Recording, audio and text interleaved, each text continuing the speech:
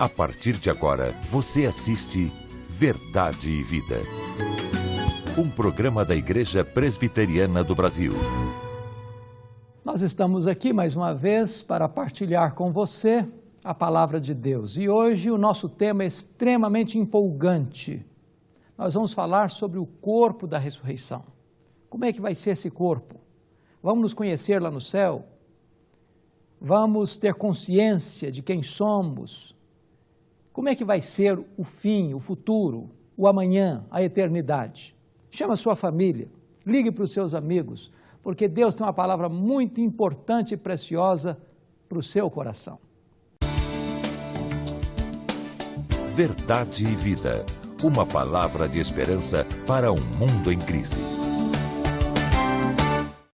É com muita alegria que temos mais uma vez a presença do reverendo Diogo Inawashiro, né, missionário da PMT no Japão, ali que fica próximo à cidade de Nagoya, né? Não falo japonês, né? Mas próximo à cidade de Nagoya. Seja mais uma vez bem-vindo à Verdade e Vida, reverendo Diogo. Muito obrigado.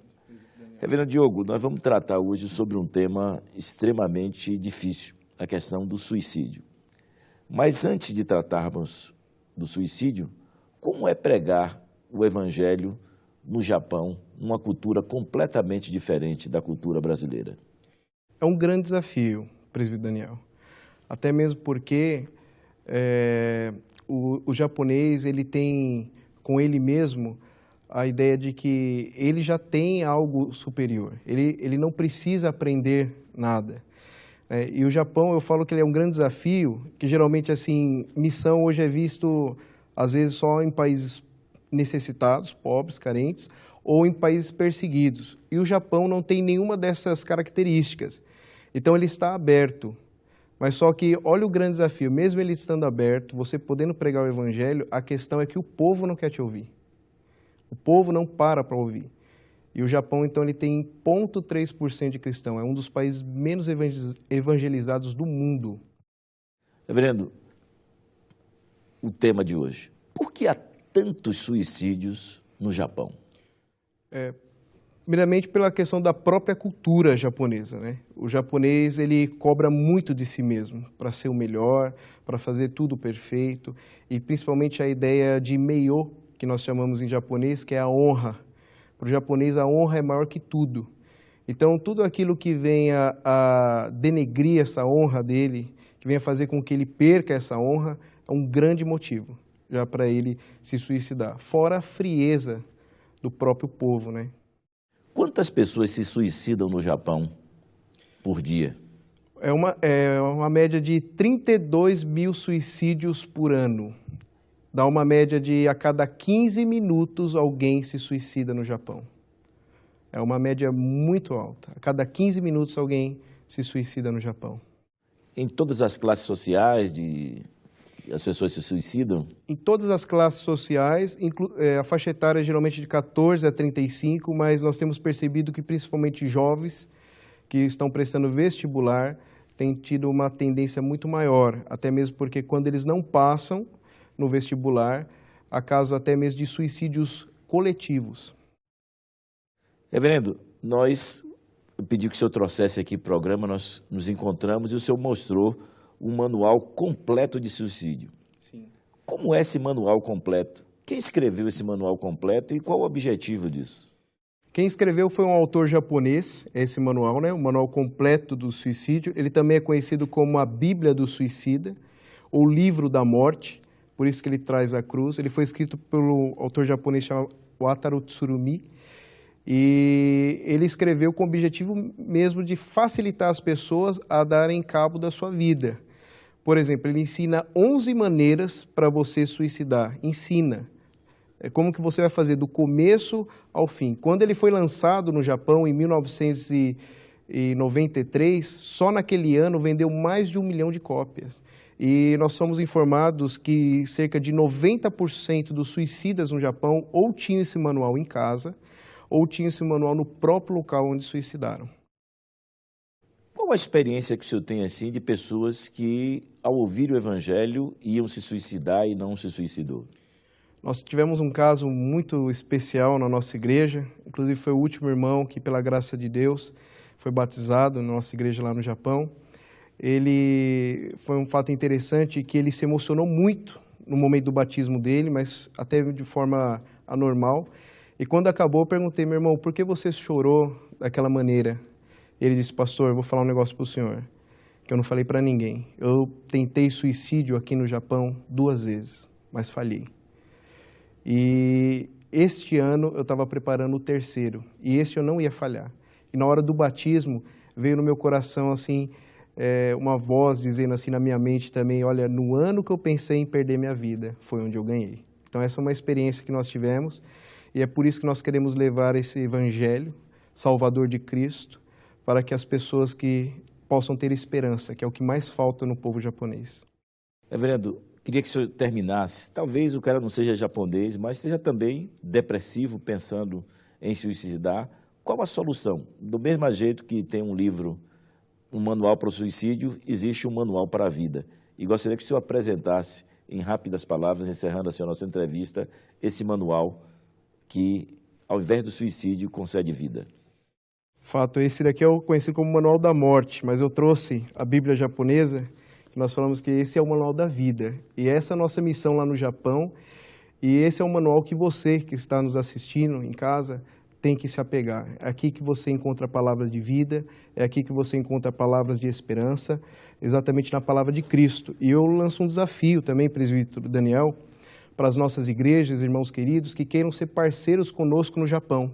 Nós estamos retornando para o Japão dia 3 de setembro e ainda estamos no processo de levantar parceria. E aqueles que se sentirem motivados a participar conosco nesses desafios desse campo missionário no Japão são muito bem-vindos. E a gente pede para entrar em contato com a nossa agência, a Agência Presbiteriana de Missões Transculturais. Reverendo Diogo, Deus o abençoe ricamente, certo? Por enquanto nós vamos essa mensagem musical e logo após a mensagem que Deus preparou ao seu coração através do reverendo Hernandes Dias Lopes. Verdade e Vida. A palavra de Cristo para uma vida melhor. Quero convidar você para participar do Congresso Nacional de Evangelização da Igreja Presbiteriana do Brasil, promovido pela Agência Presbiteriana de Evangelização e Comunicação. Eu tenho a honra de ser um dos preletores do Congresso. Nós falaremos sobre evangelização, que é uma ordem de Deus, uma tarefa da Igreja e uma necessidade do mundo. O Congresso será nos dias 29 e 30 de junho e 1º de julho, no Hotel Monte Real, na cidade de Águas de Lindóia. Será um tempo precioso e eu quero encontrar você lá. Entre no site www.ipb.org.br e faça logo a sua inscrição.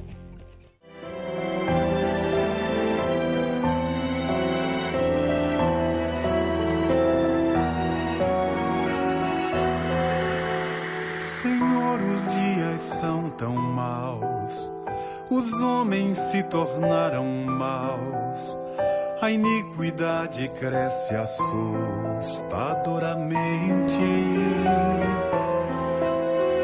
A violência se instalou. O amor dos homens se esfriou. Rebelião e apostasia é o que se encontra. O sim, o não, o errado, o certo, não existem mais. A verdade é uma mera sugestão e nada mais. E quando vieres, ó meu Pai, encontrarás na terra fé. Alguns dos que te proclamavam não, os encontrarás firmes. Embora haja multidões enchendo templos e salões, lá fora o testemunho não é condizente. Cadeias espirituais, prisões. Verdade e Vida. A palavra de Cristo para uma vida melhor. Eu quero conversar com você sobre o corpo da ressurreição e vou tratar deste assunto à luz de 1 Coríntios capítulo 15, versos 35 a 58. Paulo está escrevendo para uma igreja de cultura grega e os gregos acreditavam na imortalidade, mas não acreditavam na ressurreição. Para os gregos, o corpo era a masmorra da alma. Portanto, para um grego falar em ressurreição era um contrassenso. A igreja de Corinto, influenciada pela cultura helênica, pela cultura grega, até admitia que Cristo havia ressuscitado dentre os mortos, mas não acreditava que os mortos pudessem ressuscitar. Paulo então escreve 1 Coríntios capítulo 15 para tratar deste assunto, para mostrar que, primeiro, a ressurreição de Cristo foi um fato histórico inquestionável. Isso porque eles já estavam salvos e um Cristo morto não pode salvar. Segundo, porque Cristo morreu, segundo as Escrituras, e ressuscitou, segundo as Escrituras. Sua morte não foi um acidente, nem sua ressurreição uma surpresa. E depois Paulo dá vários exemplos de pessoas que viram Cristo ressurreto. Portanto, a ressurreição foi um fato histórico comprovado. Paulo trata também neste capítulo acerca da importância desta verdade. Se Cristo não ressuscitou, então é vã a nossa pregação, a nossa fé, os que morreram em Cristo pereceram, nós ainda estaríamos prisioneiros aos nossos próprios pecados. Se Cristo não ressuscitou, então nós seríamos falsas testemunhas de Deus. Se Cristo não ressuscitou, então não há amanhã, não há porvir, não há céu, não há eternidade, não há bem-aventurança eterna. Seríamos os mais infelizes de todos os homens. Paulo diz ainda que Cristo se levantou dos mortos como primícia dos que dormem. E depois, na sua segunda vinda, então os mortos ressuscitarão, uns para a ressurreição da vida, outros para a ressurreição do juízo. Mas uma pergunta fica no ar: como é que vai ser este corpo da ressurreição? Uma pergunta ainda ecoa nos ouvidos: o que acontece depois da morte? Esta resposta depende da convicção religiosa de cada pessoa. Por exemplo, para uma pessoa de cultura espírita, vai dizer que na morte esse espírito sai do corpo, desencarna e vai perambular, aguardando uma nova reencarnação. Para uma pessoa que professa a crença do purgatório, vai dizer que quando a pessoa morre, esta alma vai para o purgatório e fica lá sofrendo séculos, milênios, não sei, ninguém sabe definir o quanto tempo, até que esta alma é purgada de seus pecados para entrar na bem-aventurança eterna. Para outra pessoa existencialista, por exemplo, materialista, diz: não, morreu, acabou, não tem amanhã, não tem outra vida, não tem eternidade. É só o aqui e o agora, comamos e bebamos, porque amanhã morreremos. Nós vamos tratar desta matéria sobre o corpo da ressurreição. O que a Bíblia diz é o seguinte: quando uma pessoa morre, seu corpo, que foi feito do pó, volta ao pó. O espírito, que foi dado por Deus, volta a Deus que o deu. De tal forma que aqueles que são salvos, seu espírito ou sua alma é imediatamente aperfeiçoado e entra na glória para desfrutar imediatamente das venturas celestes. Porque a Bíblia diz assim: morrer é deixar o corpo e habitar com o Senhor. Morrer é partir para estar com Cristo, o que é incomparavelmente melhor. O corpo que foi feito do pó e é pó e volta ao pó, continua na sepultura até a segunda vinda de Cristo. Quando Jesus voltar, então os mortos ressuscitarão, os que estiverem vivos serão transformados e arrebatados para encontrar o Senhor Jesus nos ares.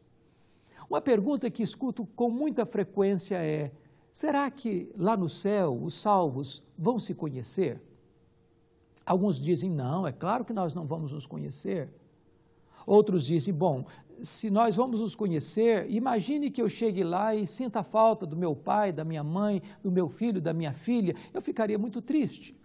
É importante entender uma coisa. O céu é lugar de glorificação e não de retrocesso. Agora nós vemos como por espelho, então veremos face a face.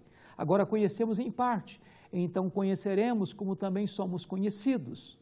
Imagine você viver eternamente com alguém sem saber quem é este alguém. Não faz sentido.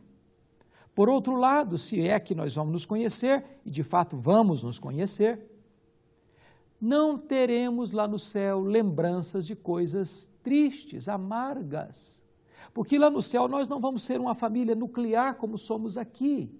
Família Silva, Pereira, Oliveira, nós seremos uma só família, um só rebanho, um só povo, uma só noiva, uma só igreja. A pergunta permanece, como é que será o corpo da ressurreição? E o apóstolo Paulo, então, vai usar aqui na primeira carta aos Coríntios, capítulo 15, a partir do verso 35, algumas figuras de linguagem para ilustrar para nós como será esse corpo. Em primeiro lugar, ele diz que o corpo da ressurreição é como uma semeadura. Semeia-se corpo na corrupção, ressuscita-se na incorrupção. Aqui você vai perceber algo interessante. O que semeia não é o que nasce. A semente morre, mas brota daí algo lindo, precioso, maravilhoso, extremamente maior do que o que foi semeado. Com isso, Paulo está dizendo que o corpo da ressurreição terá uma continuidade e uma descontinuidade. A continuidade é a seguinte, se ele está usando a linguagem da semente, se você semear uma semente de trigo, você não vai colher cevada. Se você semear milho, você não vai colher feijão. A mesma semente que é semeada com a mesma natureza, e ela vai brotar. Ou seja, se o José morrer, não é o João que vai ressuscitar, é o José. Essa é a continuidade. A descontinuidade é que a semeadura é na corrupção, é na fraqueza. Mas este corpo que vai surgir na ressurreição é um corpo incorruptível, imortal, glorioso, poderoso, celestial, semelhante ao corpo da glória do Senhor Jesus. Vamos entender isso. No corpo da ressurreição, em primeiro lugar, ninguém vai ter mais briga com o espelho. Ninguém vai ficar insatisfeito com o corpo que tem. Porque está gordo demais, ou porque está magro demais, ou porque é baixo demais, ou porque é alto demais. Não vai ter mais corpo doente, fraco, aleijado, deformado. O nosso corpo será um corpo perfeito, semelhante ao corpo da glória do Senhor Jesus. Diz o texto que semeia-se na corrupção, ressuscita-se na incorrupção. Esse corpo não fica velho, não fica doente, não fica fraco, não envelhece, não morre. Semeia-se corpo em fraqueza, ressuscita-se em poder. Preste atenção numa coisa maravilhosa. A Bíblia diz que nós no céu vamos ser como os anjos de Deus. Os anjos de Deus não estão mais limitados às leis da natureza. Por exemplo, lá no Getsêmani, Jesus Cristo disse que se ele precisasse de ajuda, ele daria uma ordem e 12 legiões de anjos sairiam do céu para a terra imediatamente. E eu pergunto a você, qual é a distância do céu à terra? Nós não sabemos. Por exemplo, quando o astrônomo russo foi à Lua, ele disse, eu não vi Deus. Os estudiosos dizem que o nosso universo tem em torno de 10 bilhões de anos-luz de diâmetro. Eu pergunto a você, com que velocidade Jesus Cristo voltou ao céu depois da sua ressurreição? Se ele voltou à velocidade da luz, significa que ele está logo ali na esquina ainda, porque o diâmetro do universo tem mais de 10 bilhões de anos-luz, ou seja, se eu voasse na velocidade da luz, eu demoraria 10 bilhões de anos para ir de uma ponta na outra. O que o texto está querendo nos dizer é o seguinte: o corpo da ressurreição não estará mais limitado a essas leis que hoje estamos sujeitos, de tamanho, de espaço, de tempo. Lá no céu, o nosso corpo vai ser como o corpo de Jesus, que entrava numa casa com a porta fechada ou saía da Judéia e aparecia na Galiléia sem ter que percorrer a estrada. Nós vamos habitar novos céus e nova terra. O nosso corpo será um corpo poderoso. Mas mais do que isso, o corpo da ressurreição vai ser um corpo glorioso, como o corpo da glória de Cristo. João, quando viu Jesus glorificado na ilha de Patmos, ele viu não aquele Jesus surrado da sexta-feira da paixão, mas seus cabelos eram brancos como a neve, seus olhos eram como chamas de fogo, seus pés como de bronze polido, a sua voz como de muitas águas, e o seu rosto brilhava como o sol no seu fulgor, pois vai ser assim o corpo da ressurreição. É um corpo que vai brilhar como astro no firmamento, é um corpo belo, é um corpo poderoso, é um corpo glorioso, é um corpo semelhante ao corpo da glória do Senhor Jesus. Paulo usa uma outra figura aqui em 1 Coríntios 15, que é a figura da carne. Deus fez uma carne diferente para os animais, outra para as aves, outras para os peixes, outras para os homens. Paulo não está falando que os animais, os peixes e as aves vão ressuscitar. O que ele está dizendo é que se Deus criou uma carne diferente para cada tipo de ser vivo, Deus pode trazer à tona o corpo da ressurreição como um corpo glorioso. Não importa se esse corpo foi sepultado, ou se ele foi cremado, ou se ele foi incinerado a 3.000 graus centígrados. O Deus que chama à existência as coisas que não existem é poderoso para trazer à vida o corpo da ressurreição. Paulo diz ainda em 1 Coríntios 15 que esse corpo vai ser como os astros, a diferença de brilhos, uma a glória do sol, outra a glória da lua, outra a glória das estrelas, até entre estrela e estrela, a diferença de esplendor. Na ressurreição, os corpos vão brilhar todos, mas nem todos brilharão com a mesma intensidade. É por isso que Daniel, capítulo 12, versículos 2 e 3, diz que aqueles que forem sábios e a muitos conduzirem à justiça, serão como os astros do céu, brilharão como as estrelas eternamente. Quando você anda com Deus e você faz a vontade de Deus e realiza a obra de Deus, a Bíblia diz que além de ser salvo, você também receberá galardões.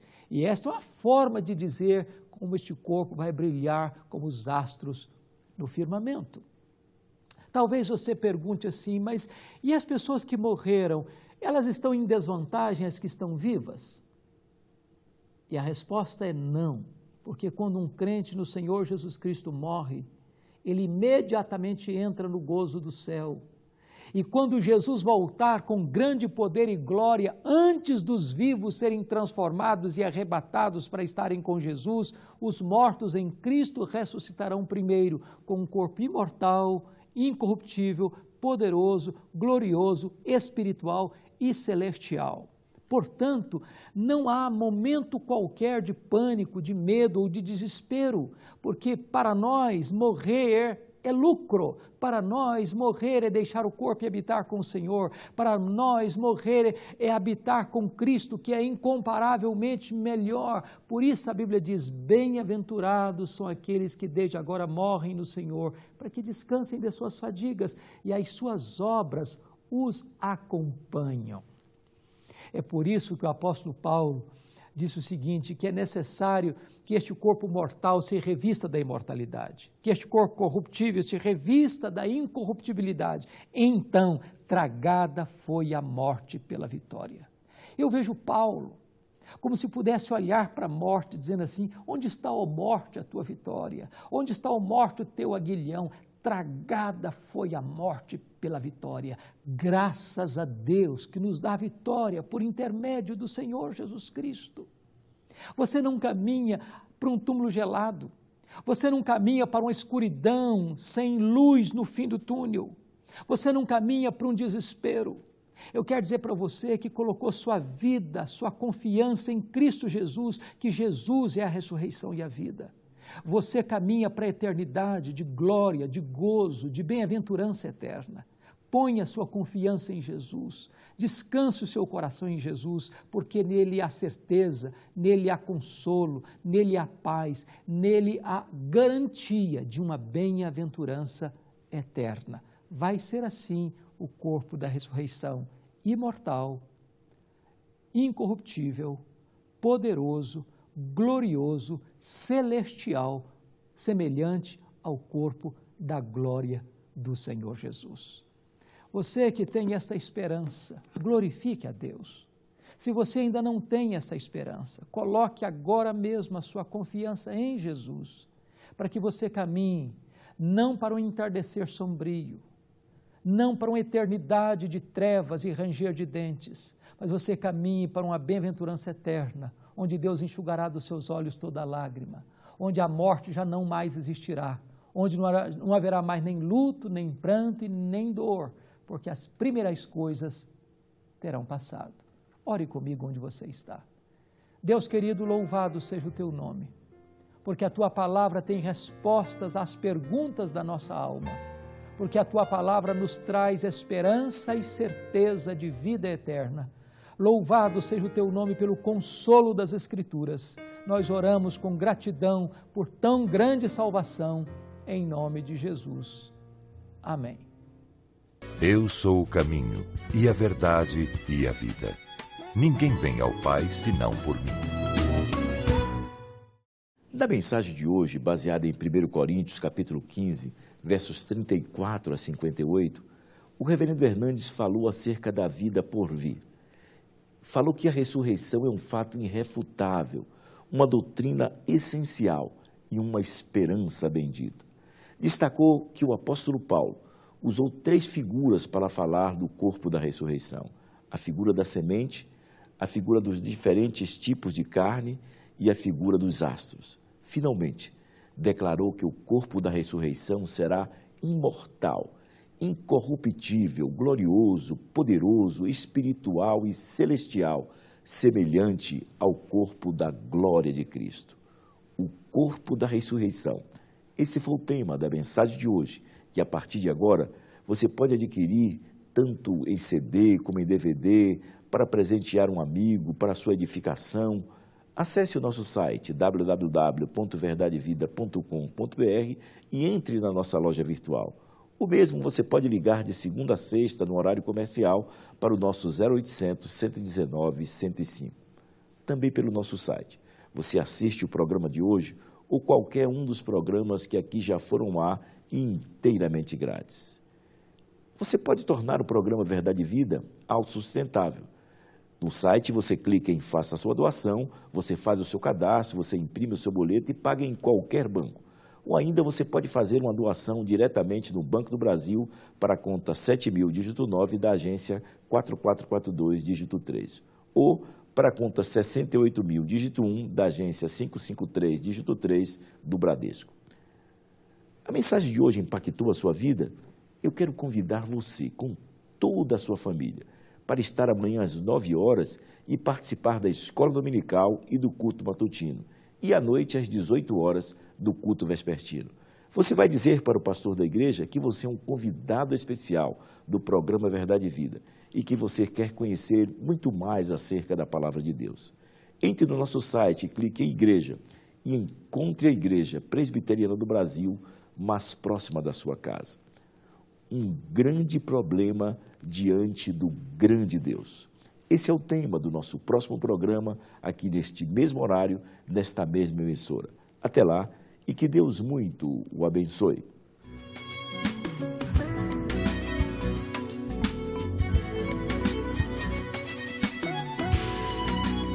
Verdade e Vida. Um programa da Igreja Presbiteriana do Brasil.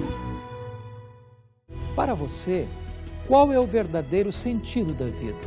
Para responder a esta pergunta tão complexa, eu quero convidar você a participar da Cruzada Verdade e Vida no próximo dia 7 de julho.